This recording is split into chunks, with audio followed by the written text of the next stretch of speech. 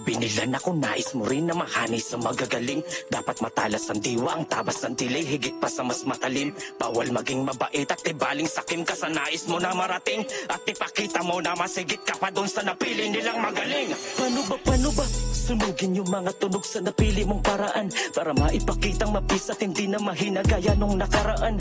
Huwag ka na magdahilan na basta halimawin mo yung mga yan. Dapat ikaw yung mauna at dapat mapiling pang-apat na nakalaan. Dapat malaking siksik-lim, yung mga parang pinapalipad mo at mahigpit. Muna pang hawakan para di ka maiwanan, huwag ka na mag-alilangan, ako na mag-iisip.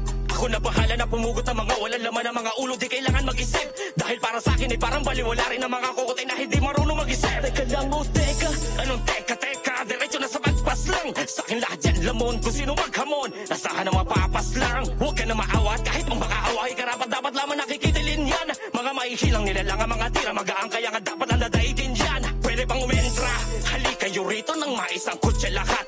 Mga kokoting makitid, laking pinipilit, ipili-pilipit naman. Kaya di mabenta, yung obrang likha nyo na di naman mabigat. Mga kulang na nga ang kalidad, kaya wag na umasang makakaangat. Sila di mabisa, sila di mahila, sila di naman ang mga tinagurian. Mga mahihina, kaya ngayon di na dapat pinagbibigyan ng mga yan. Dapat tinudukot ang kabado mga puso para di na pamarisa ng mga katangahan. Habang sinusunog sa mata ay nakatitig para lang ipahiwatig ang mga katapusan. Mababakas yun na sa aking ngiti, ang mga mapait yung kakakantungan.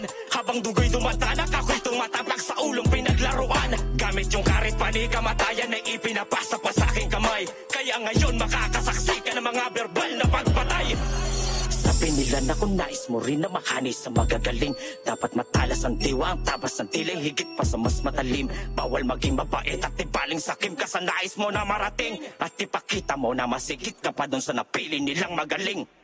Una man lang ay patawad na kagad kung meron tamaan sa paglalaro. Mga makata na palat sibuyas si bawal sa gantong laro. Bawal iyakin kung di mo tanggap na merong mga bago na mas lumago. Kaalaman ay hindi nakapako na lang doon sa kaalamang alam mo. Paula mo sagi, ang paniniwalang higit kaboy tapos ka. Sila lang dapat ang malalakas at ang masigitan, sila ay kapos pa. Dapat mababa, hindi ka pwedeng umangat, magagalit sila. Dapat sila lang ang nasa taas, sasabihan kang dapat lumebel ka. Paano masasabi na kayo nararapat kung hindi naman kayo makaangat? Tapos sasabihin na kayo ang pipiliin, puro lang nakababawan, hindi makabakat. Mga nababalot na hinggit sa katawan, pero kapag nalamangan sila na may madakdak. Mga veterano na hindi naman natutupalipas sa mga bobo, kaya lagi bagsak. Kaya ngayon kamusta? Kumpara sa baran yung laos na. Malaki sa palto sa pagmumukha nyo na merong mga bago na sumamba. Ayaw nyo sa amin eh di wag na, para kung barako ay sapat na. Katotohanan ay mas masakit na napag-iwanan lang kayo na basta.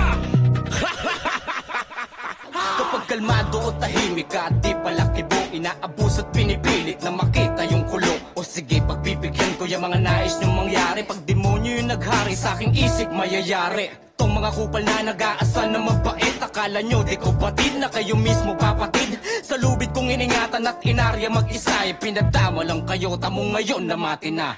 Pista yung galawan pare simula sa pool. Kanina pa ako nagpatama dun sa simula sa pool. Di ko kailangan magbanggit ng mga pangalan kay babaho, para lang maisiwalat ko yung lihim yung tinago. Noon tinuring ka na kapatid, ngayon iba. Kasi 10 nang yung kasama, merong hudas na isa. Masakit pa yung sagot sa mga tanong sa akin nila, kaya napapasabi ka na lang na akin na, sa'yo na.